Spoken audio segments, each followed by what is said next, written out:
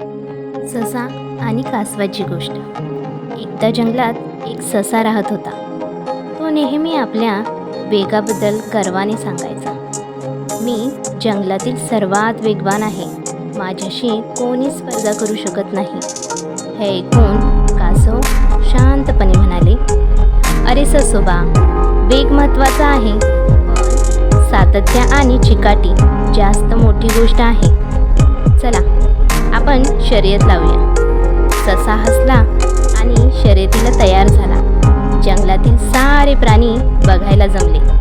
शर्यत सुरू झाली. ससा झपाट्याने पुढे धावला. कासव मात्र हळूहळू पण न थांबता चालत राहिले.